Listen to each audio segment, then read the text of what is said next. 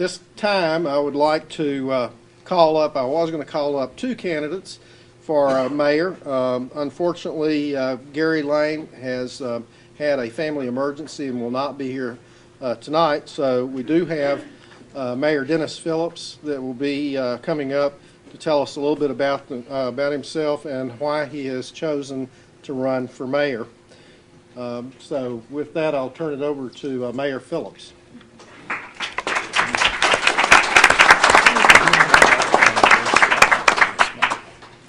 Okay, can you hear me? Last night I went to an event and I talked for 5 minutes and Bobby informed me we didn't hear a word you said. So I'll make sure you can hear me. But I do want to say how much I appreciate my two kids, Steve and James, and my wife Bobby for, running for office is not an easy thing, and it's really a time-consuming thing, and the family, all these candidates are running. Only 3 are going to be elected, but let me tell you, running for public office is tough, and we don't have any horrible people running for office, and I want to say thanks to everyone. It's everyone's right to run for office, and it's a challenge. Thank you for letting me be your mayor for the last 8 years. I want to be mayor for 2 more years because there's things that we need to finish. And if I run and I win in 2 years, I can stand up here and say the same thing. There's things we need to finish. And that's the way it should be. I think that in the last 8 years that I have been mayor, we have accomplished a lot. When you go back 8 years ago, you would not have been here. You would not have had the food city. You would not have had the quality center. You would not have had the parking garage. You would not have had Riverview redeveloped as it is.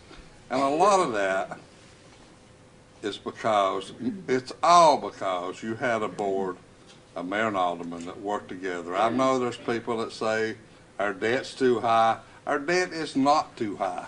How many of you would have owned your house if you had to pay cash for it? Everyone? No one?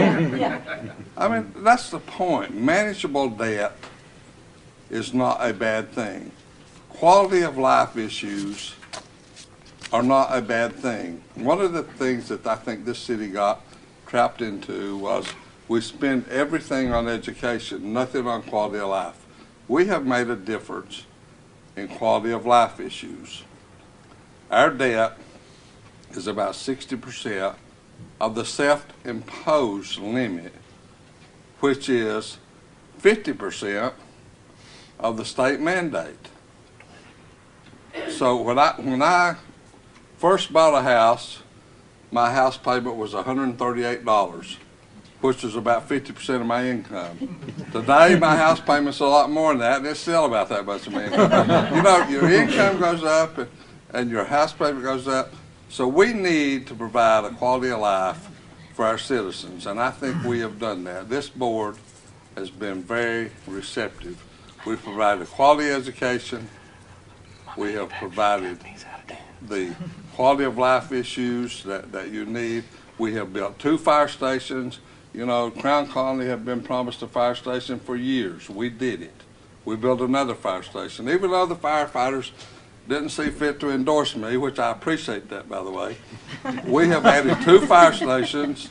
We have added numerous fire trucks, and we have a fire department to be proud of, and everyone living in the city now has fire protection. So I want to be your mayor for the next 2 years. I ask for your vote, and I appreciate it. Thank you.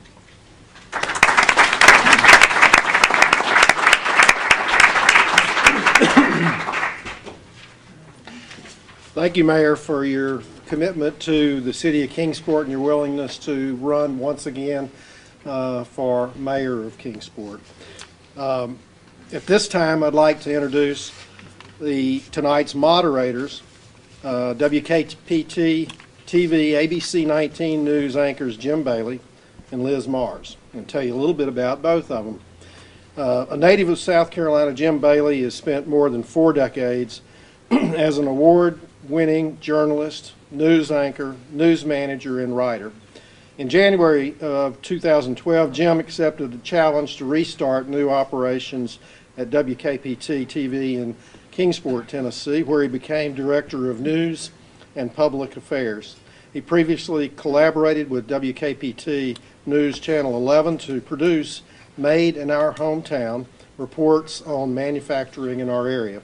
He spent 10 years as an anchor and as managing editor of WJHL-TV in Johnson City, and 6 years in similar positions with WKJG, and I tell you what, it's tough saying all these letters, in Fort Wayne, Indiana. Say that real fast. Jim has worked in his native South Carolina, Tampa, Florida, my personal favorite, New Orleans, Louisiana. That's my hometown, WWL. Yeah. Probably didn't want that WWL, but WWL. Richmond, Virginia, Lexington, Kentucky, Portland, Maine, and Colorado Springs, Colorado. And somebody told me that Jim must be at least 86 years old. He's worked in that many different places. He is a veteran of the United States Army, has worked in public relations and public affairs, and also as an ordained minister working with the Worship Network. Liz Mars, a Johnson City native, graduated from our own ETSU with a double major in mass communications with a concentration in broadcasting and in economics. She's worked for news stations in Alabama and Colorado before moving back to the Tri-Cities region 2 years ago. She recently began working as an anchor at WKPT-TV ABC Channel 19. And please help me welcome Jim Bailey and Liz Mars. The podium is yours.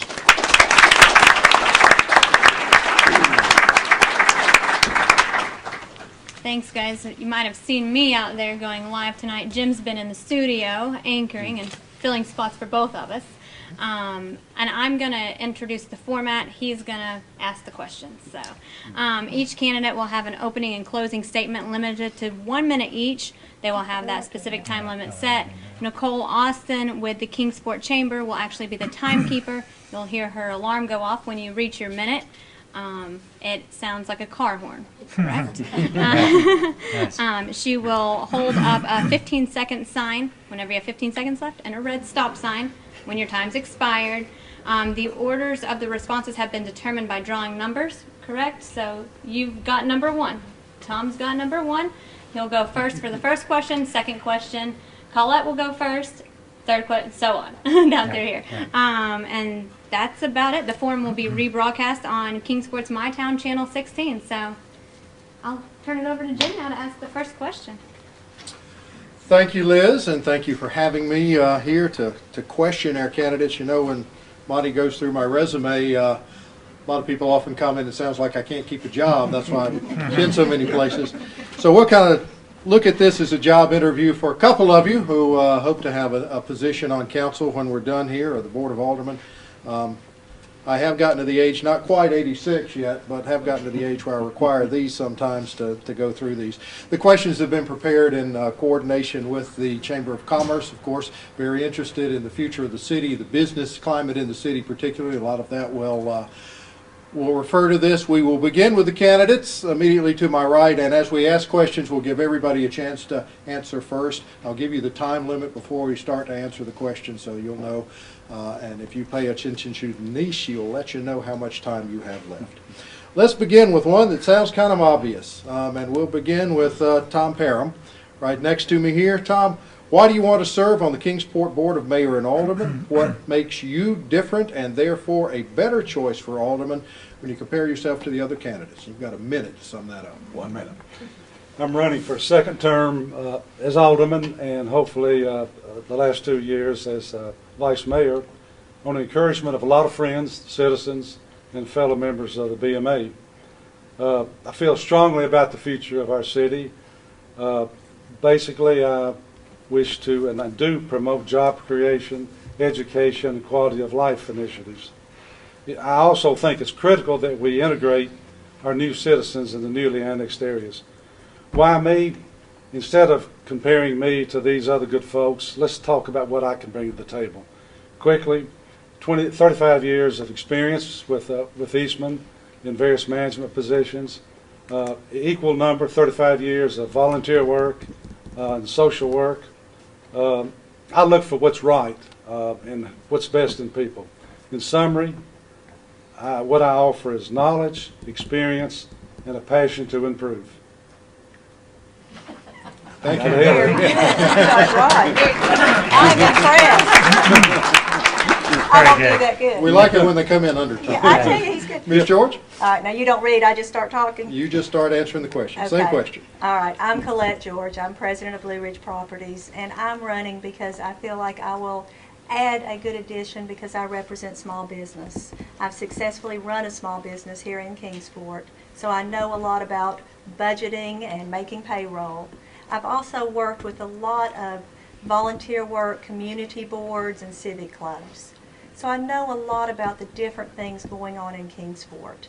As a realtor for 20 years, I've worked with your first-time home buyers and your last-time home sellers and all the different people in between. So I've had a lot of conversations with a lot of different groups in Kingsport on what their priorities are in living here. I also work with a lot of people that are looking to relocate and they're deciding to come here or not to come here. And I understand what they're looking for based on what they have in other areas.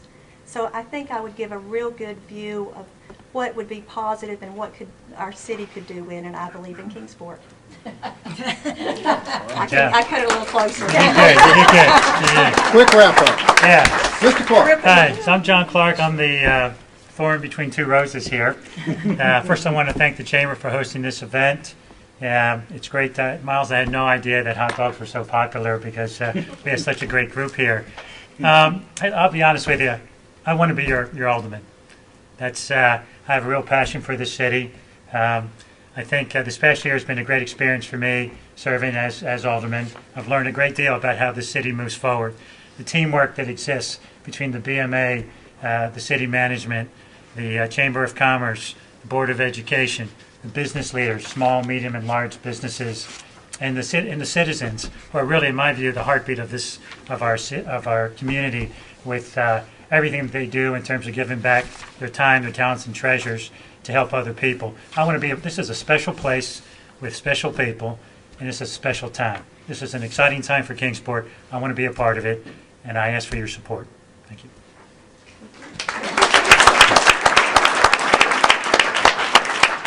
Linda Buckles, same question to you. Thank you. I'm Linda Buckles, and I'm serious about Kingsport's future. That's why I'm running. I have my life experiences as a wife and a mother and a family person and running a family business. My 16 years of teaching experience all bring things that I can bring to the table as a BMA member. I've been involved in many community activities and many community boards. I serve on many community boards. I've done lots of chairs for lots of special events like Boys and Girls Club. I've done logistical things for them, for all their galas. I've done chaired all kinds of committees for the hospital galas, plus chaired the hospital gala. I have business experience with our family business. I run the behind-the-scenes thing with our business, and I want to help further the future of Kingsport. I am for the better future of Kingsport. All right, thank you very much.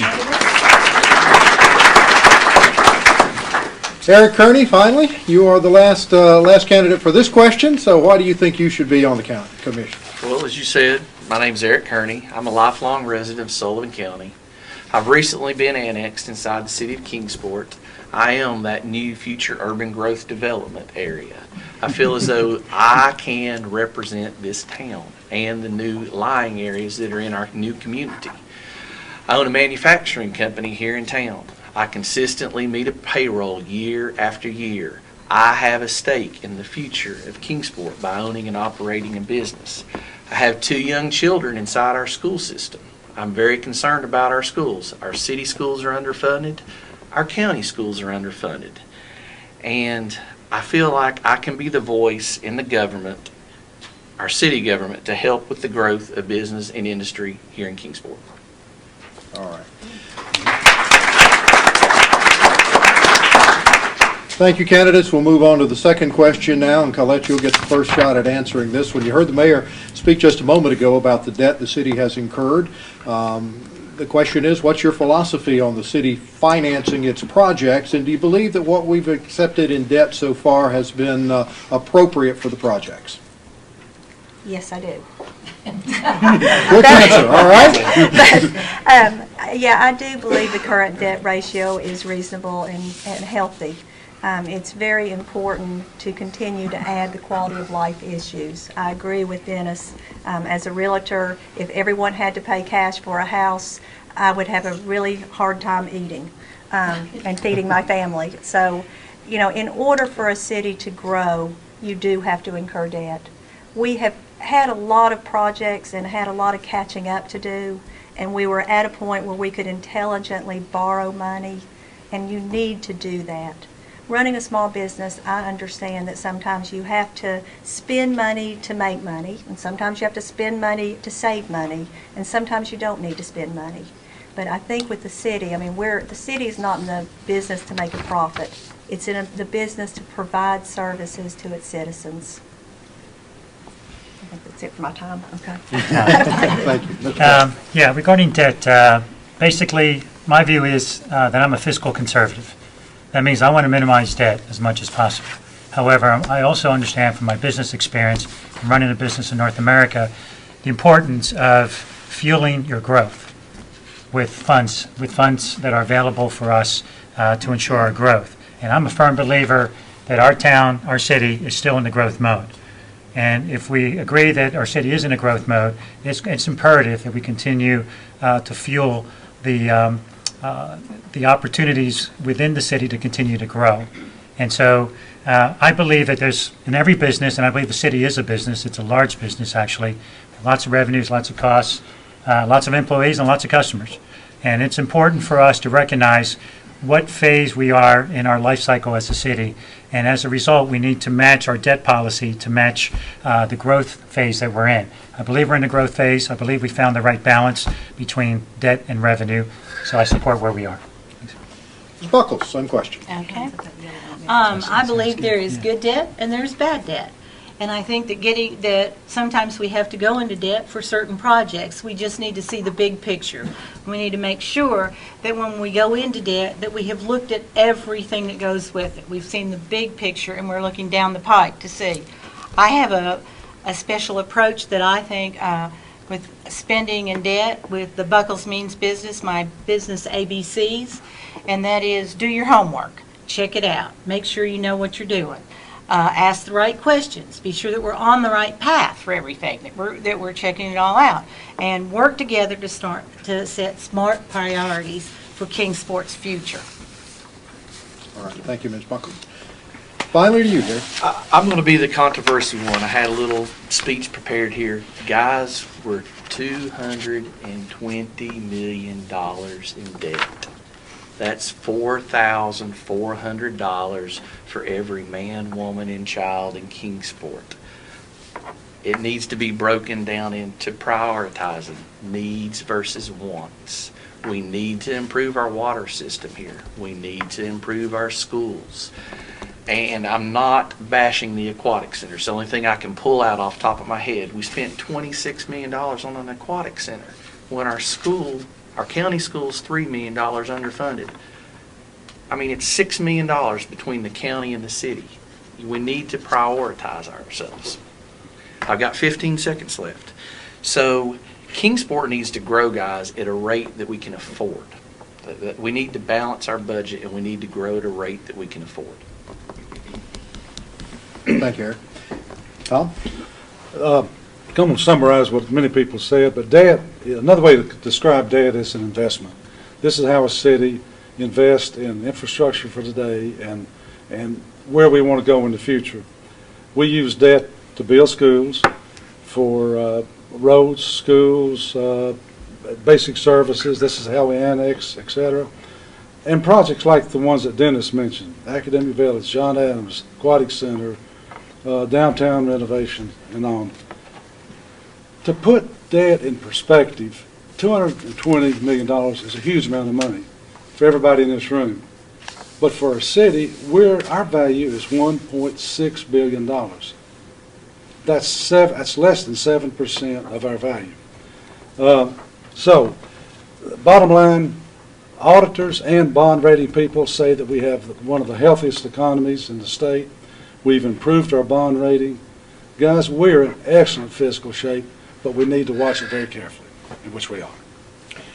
Mr. Clark, this first question is going to go to you. It kind of addresses a couple of things we've talked about already. One thing that's becoming controversial in terms of supporting the schools is how we annex. Give me your views, if you will, on the appropriateness of annexation, how it should be accomplished, and what your philosophy about it is. Okay, yeah, thank you.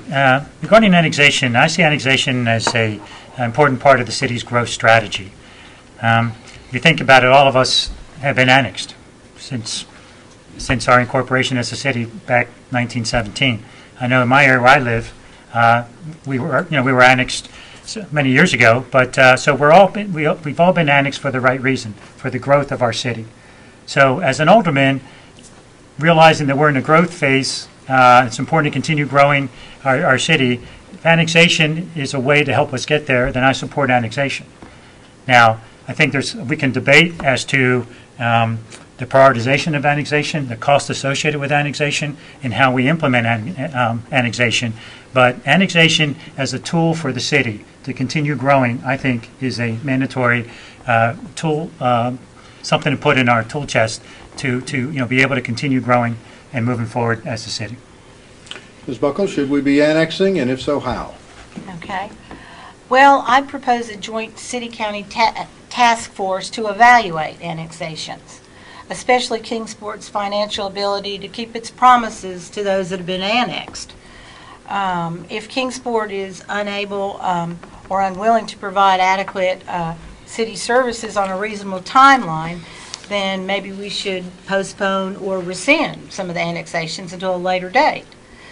I would also oppose future annexations if they don't appear to be fiscally responsible or fiscally feasible. It's irresponsible to authorize annexations if we don't have the resources to meet what we're promising people. In general, annexations are expensive, and they are not the only way to achieve economic growth. Kingsport will attract 21st century jobs by smart budgets, low taxes, and cutting-edge educational opportunities, not by expensive annexations and debt. Eric, same question to you. I guess I'm going to be the controversy one in the room tonight. My philosophy on annexation is very simple, everybody. No annexation without a referendum vote. We still live in a democracy. And as such, the people of our communities should be allowed to decide whether they live in the city or not, and what schools their children should attend. By using a referendum alternative, the Kingsport BMA will have to truly listen to the wishes of those individuals they are trying to annex. Whether a community votes up or down to be annexed, it will bring an end finally to taxation without representation and will allow a real choice to be made by the citizens of Kingsport. Thank you. Tom? A region's economic health is dependent on the municipality. Healthy city, healthy region. Conversely, a city in decline is bad for the region. Annexation and reasonable growth and reasonable budgets are part of what makes a municipality attractive. 12 years ago, smart growth plan, everybody came together, everybody agreed, and we've been implementing that plan. I guess the main thing I want to say there is Kingsport has made a huge effort, I know for a fact in the last 5 years, to communicate as well as we can with all the stakeholders. As soon as we develop an idea to annex, we contact both school systems, the commissioners, all involved, and the feedback we've gotten in general, for the most part, has been positive. Earlier this year, the BMA agreed to kind of put the brakes on and let's kind of slow down and catch up. I got the horn. So, that's okay. I'm for annexation. You can save that for your clothes, maybe. There you go. Colette, to you. I could talk a lot on annexation. I've been on the planning board for the last 10 years. And one thing is when we got the urban growth boundary, you know, the city was looking at where we could grow to develop and what was smart growth. The reasons we annex, there's different reasons. One is we have a lot of people that come to us that want to be annexed. A lot of the developers wanted to be in the city because they wanted to have sewer for their developments. And if the city could financially bring them in, it was a benefit for both the developer and the city. Another thing we've looked at with annexation is we have a lot of citizens that needed sewer. And the EPA pointed out some of the areas where the sewers were in the worst shape. Unfortunately, those areas are never the close-in areas. Those are always the way-out areas. And you have to grow smart, and you have to get out there. It takes a long time to build sewers and upgrade water lines. And it's the city's responsibility to help the citizens that we can help if it's affordable. I got the Heard buzzer. the car horn. Yeah. John, to you. Regarding annexation? I'm sorry. I started. You did start that. I'm sorry. Take another shot at it. I'm happy to go What you again. think? How do you really feel? Want to start mine? I apologize. I was hoping for a better I didn't want to answer. stay with It's my turn. All right, let's talk about economic development a little bit then. Several of you have touched on that as a reason for annexation. Let's talk about the ways we attract some of the businesses.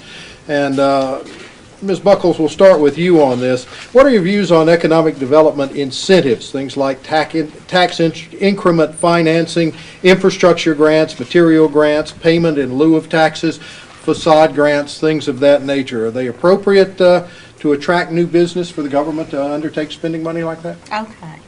Well, I support certain incentives if they are fair and available to everyone. Local businesses that receive incentives almost always make visible improvements that improve our quality of life in addition to growing their operations.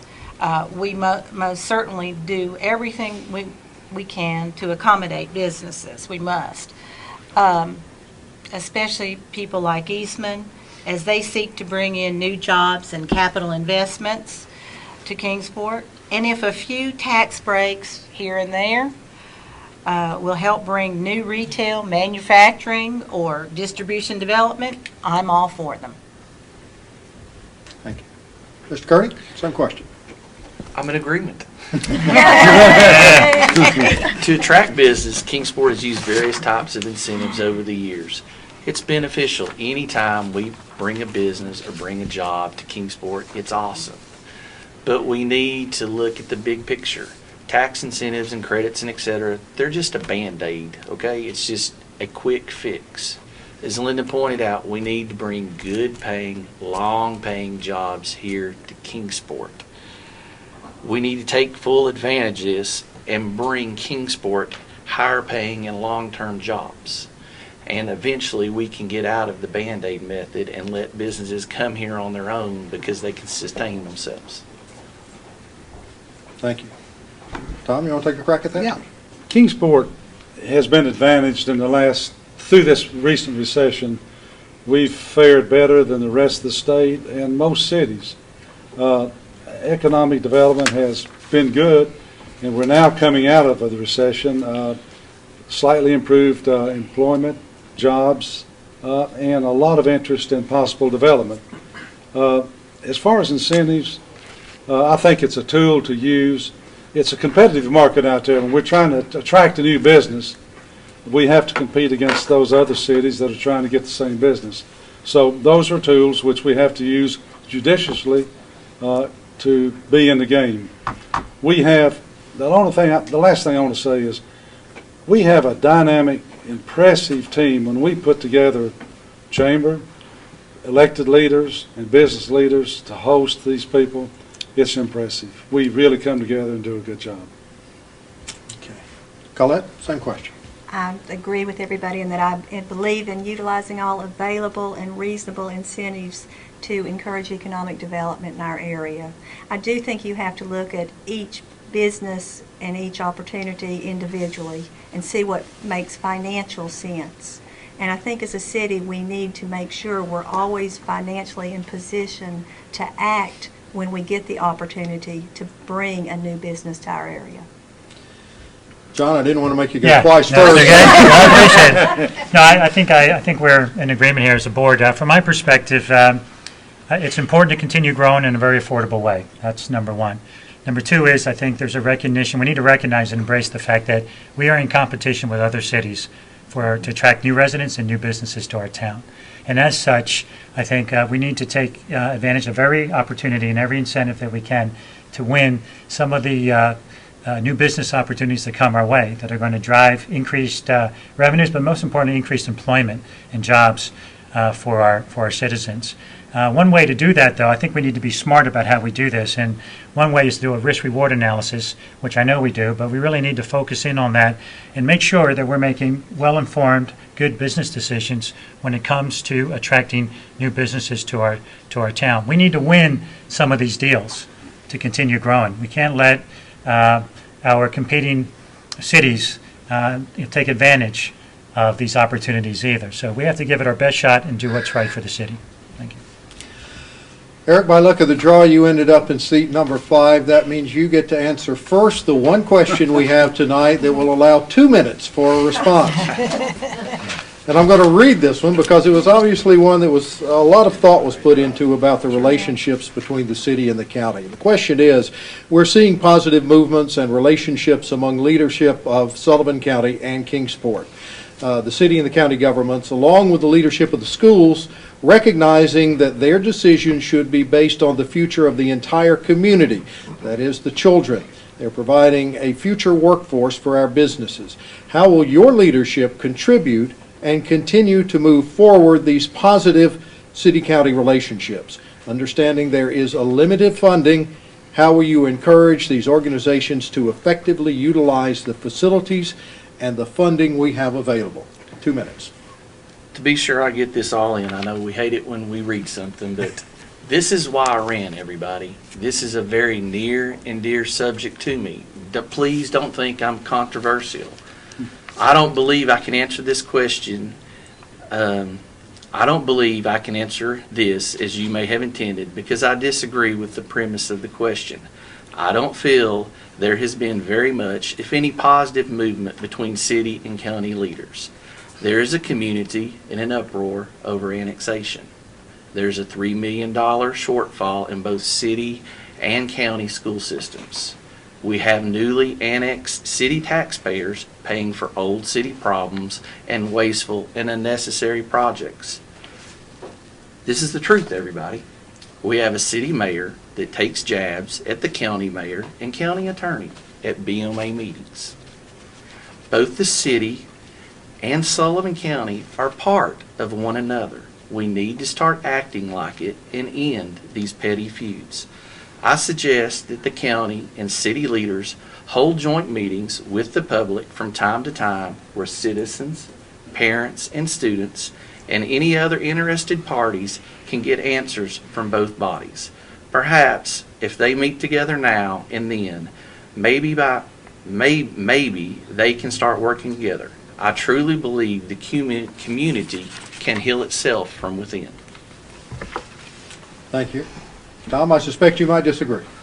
In part, and I agree in part. I too have a real stake in this issue. My wife and I both went through city schools. My wife and her family both had careers in the Sullivan County school system, so I have skin in both systems. I think this is the big elephant in the room. I think it's one of the most important issues that are facing our community. Where we are now, with not having a long-term plan, and that's what my answer or my recommendation is that elected leaders, business leaders, and citizens must encourage all of our school officials to come together and develop a long-range plan. If we have a long-range plan, a vision on what kind of system we should have in 10 years, then we can back up and do a transition plan. We have excellent leaders in both systems. They are talking, they are getting along, they are working towards this issue, but this issue affects and I agree with Eric, parents, children or students, taxpayers, community relations, economic development, and it affects the city just as much as the county. So this needs to have a priority, and I think our job as elected leaders are to facilitate and encourage the development of a long-range plan. I'm ahead again. I like your time management here, I gotta say. Colette, same question to you.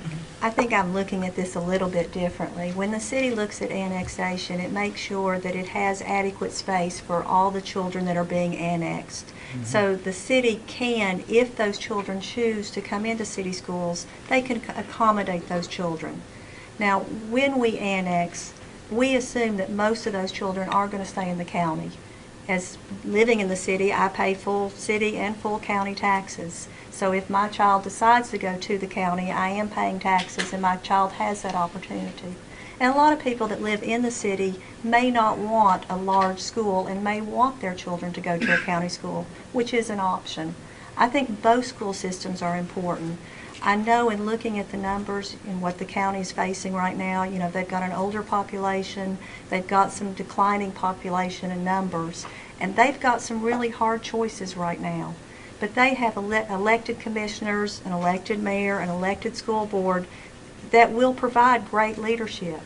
And I think they need to be making the decisions for their schools. I think this is something that they've been elected to decide.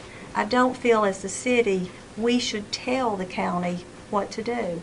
I do think our leadership should work, and I think we should work best together for what's good for the kids in the long run. And after the county makes some decisions, then in the future, before we start building buildings, we need to look together at what's best for both education groups. But I honestly believe that the county has the leadership necessary to make the decisions they're facing. I said, as living in the city school has already told us that if these children decide to come in, there is adequate space, and we are ready to do that if that is their choice. But that's a family decision. Annexation was never done to force children to come into a school system. John, same question. How do you Yep. improve that relationship? I think the points that were just raised were, I think I'm aligned with most of them. And I'm a city taxpayer, and I also pay county taxes. In fact, I pay more county taxes than I do city. So I too have a vested interest in what goes on in the county.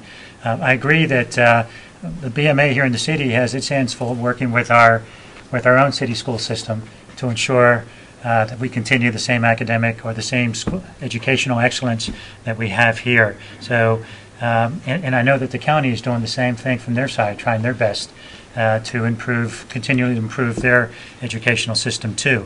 However, I do believe, though, that there is a lot of room for improvement when it comes to improved communications between the leaderships of both sides. My management style is such that I really like bringing people together. I like to build people up and not tear them down. I love teamwork. I drive teamwork in my own business. And through hard work and talking and discussion back and forth, I know that we can put the needs of our kids on top of everything else that we do. And I think I think sometimes we miss that point. We talk about costs and we talk about city versus county, but the reality of it is we're talking about children here. And it's always important for me to make sure that we understand what's the overriding concern and the objective, and that is to have two good school systems that take care of their kids. And if we can do anything on the board to help facilitate that type of communication and discussion between both sides, we should definitely do that. And I'd be the first one to help lead that effort. I think that's important and critical. And by coming together as two good leadership teams, we ought to be able to make improvements on both sides. It's one of the nice things about change. Change is difficult. It's not easy. I know that. But from change, we could improve things. We could take the opportunity to better our school systems on both sides. So let's talk and let's communicate. Let's do a better job at that. You got the buzzer. I get the message. Linda, same question Okay. to you. You get the final crack at it. Okay. Over the years, I have built strong working relationships with people in many different organizations and in public offices at the county and state levels. As an alderman, I can put these relationships and my skills as a team player to good use to keep an eye on the big picture. As a former public school teacher, an educator, and a PTSA parent activist, I understand complex issues involved with evaluating school funding and facility needs. I was chosen to serve on a committee with architects and designers to plan a new school when I taught in North Carolina. The most important thing, whether you're building a business or a school, is that proper planning prevents poor performance. With recent annexations, hard choices will have to be made that may involve closing schools and transferring students. Consolidations should happen where they make sense. These decisions won't be popular, and Kingsport will need leaders who know how to listen and show compassion and grace, even when emotions are high. I want to be a team player that brings people together to solve problems and sees opportunities for Kingsport's future. I believe in encouraging open dialogue, bringing all reasonable ideas to the table, and keeping everything above board and open to the public. Recently annexed residents and all Kingsport taxpayers deserve a voice in the process. So I think a series of community town hall meetings involving city and county municipal and educational officials would be a good starting point as we begin to examine these issues. Candidates, thank you all. I promise the rest of the questions will only give you a minute. You'll have to decide if that's a good thing or a bad thing. Tom, you mentioned a few minutes ago the idea of vision as you look at the city in the future. Let's talk a little bit, candidates, if you will, about what your vision is for the city. What are the problems you would like to tackle? What are the ideas you'd like to bring to the table? It's probably hard to do in a minute, but I'll let you give it a crack first. I see Kingsport as being a destination city for the entire region in terms of beauty, health, transportation, running, walking, pedestrian friendly, jobs, education. We've got wonderful starts with all of these programs.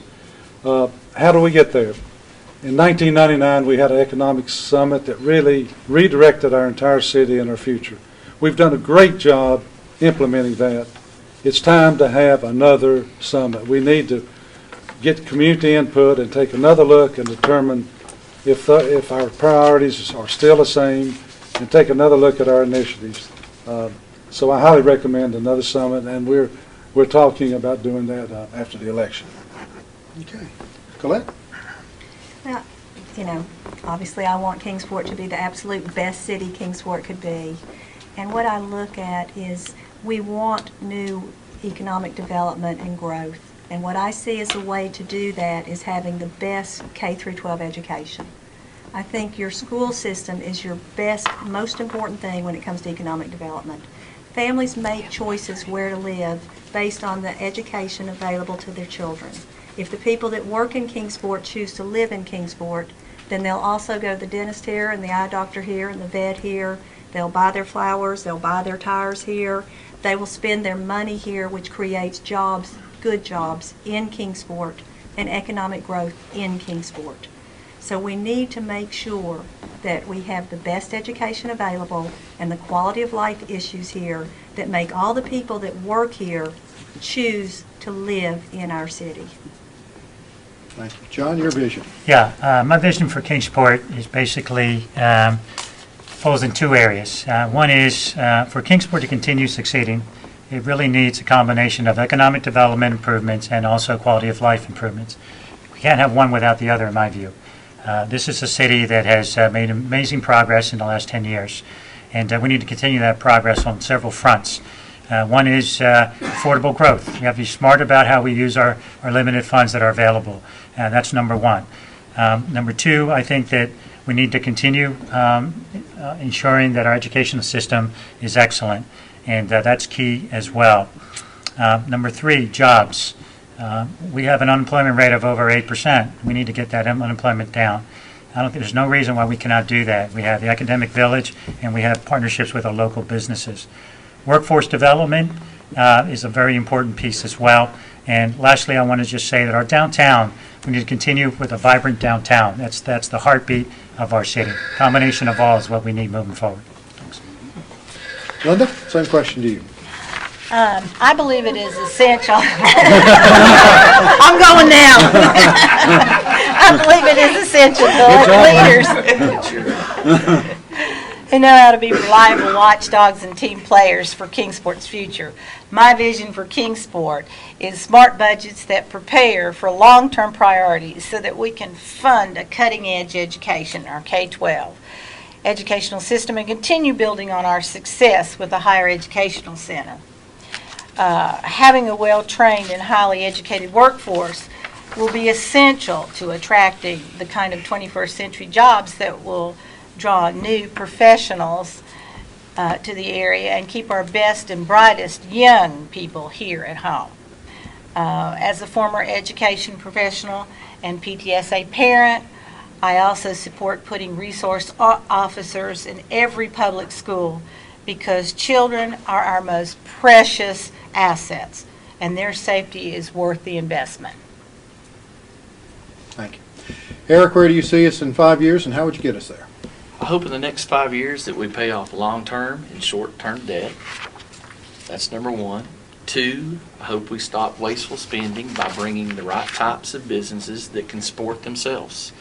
By doing this, we can reduce the need for tax credits and incentives. Also, we need to stop the annexation movement until we have a defined plan of action.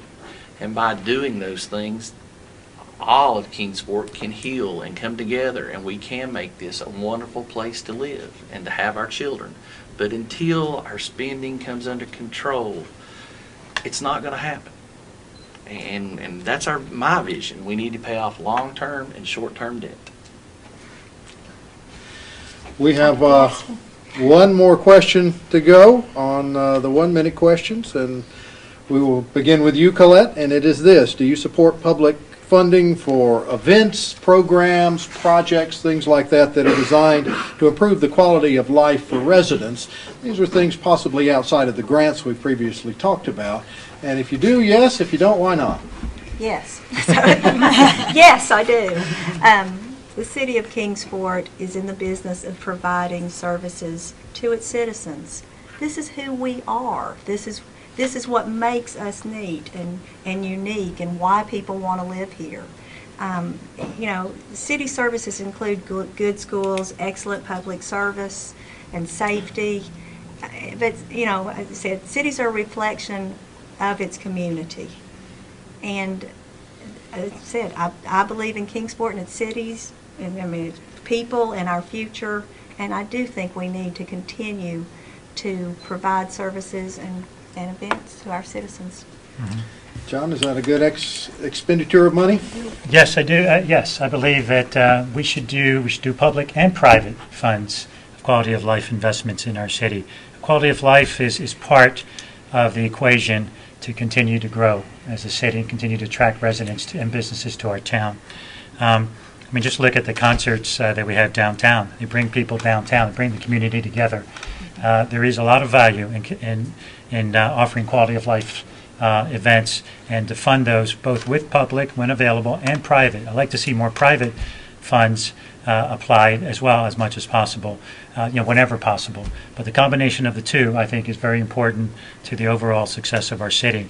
It's the quality of life initiatives. When I think of Kingsport, I think of an industrialized city, but the first thought that comes to mind to me are the people in this town and how we give so much to each other. And that just gets, that grows with quality of, and that's shown with quality of life events that we have in this town.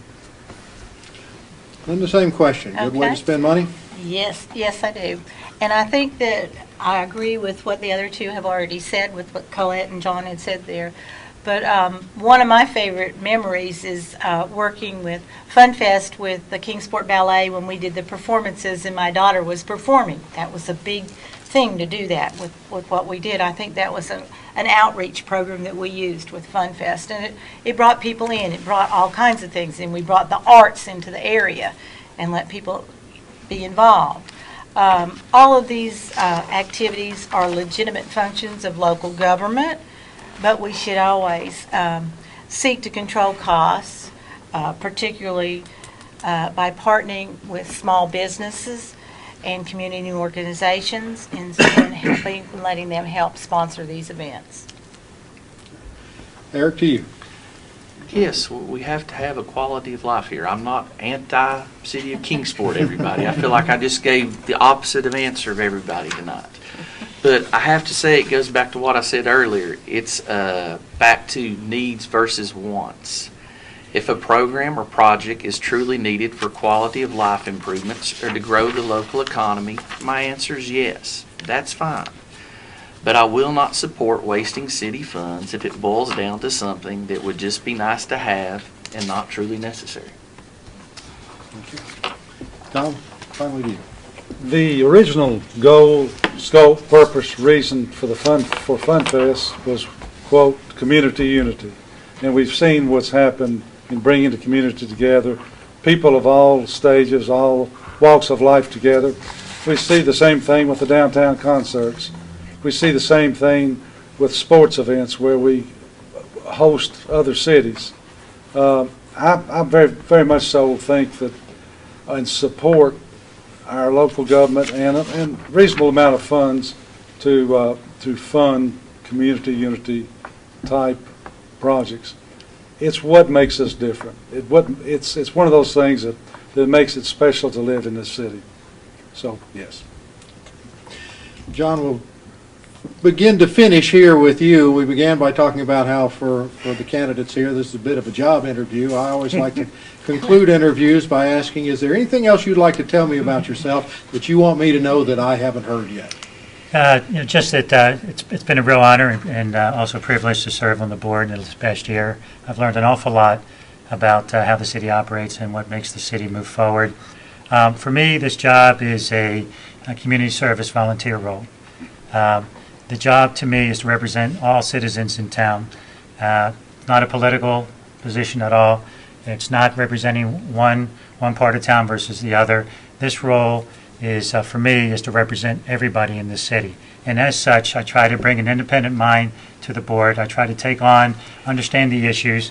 I like to make well-informed decisions. So I ask for revenues, costs, impact to citizens, everything I need to know. I like to ask a lot of questions first so that I can make the best well-informed decisions possible. This is a leadership role. I don't think any one of us have the secret answers for all the issues that we face. But what I can say is that I will facilitate people's input to help us make the right decisions for Kingsport. Thank you. And I want your vote May 21st. I had to slip that in there. I'm sorry. Approve this message. That was after the buzzer, too. Yeah, well, you strike that from your mind. Strike it from your records. That's right. Linda, how about you? Okay. I'm excited about Kingsport's future, and I'm running a serious campaign because I want to provide responsive government and bring people together to solve problems and seize opportunities. We need team players who know how to be reliable watchdogs for taxpayers and businesses and who have strong working relationships with community organizations and elected officials at other levels of government. Kingsport can attract 21st century jobs by smart budgets, low taxes, and cutting-edge educational opportunities. My background in education, business, and community activism has prepared me to understand how budgets fit in with the big picture.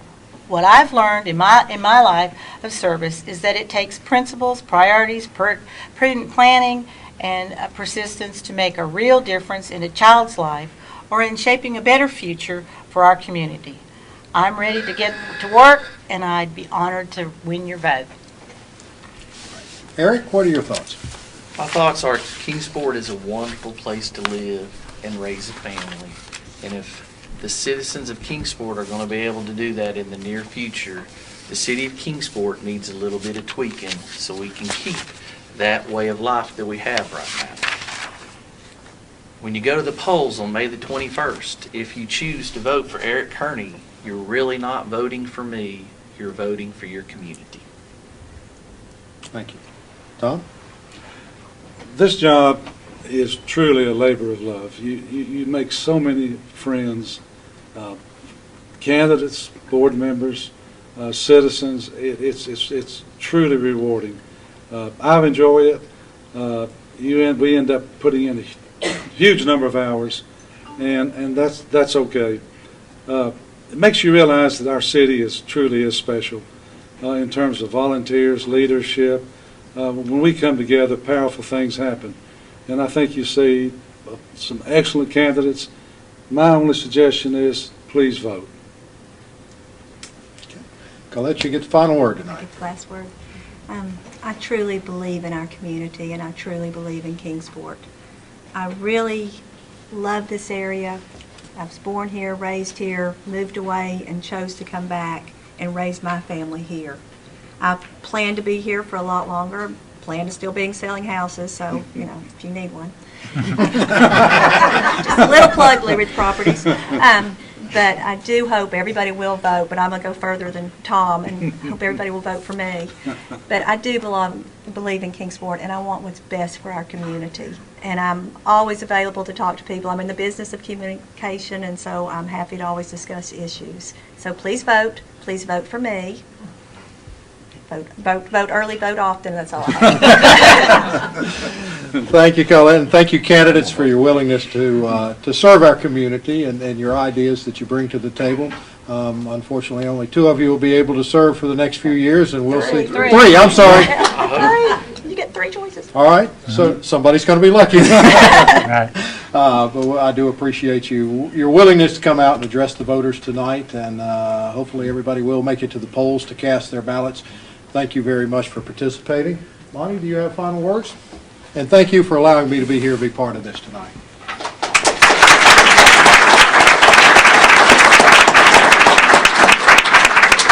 Well, I can tell you, running for public office and serving is a labor of love, and we really do appreciate each one of you and your time spent in providing your thoughts, your views.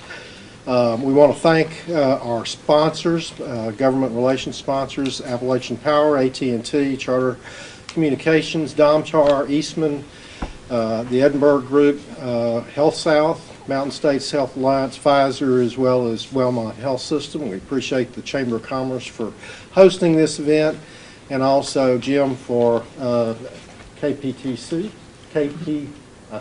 Say it correct. There you go.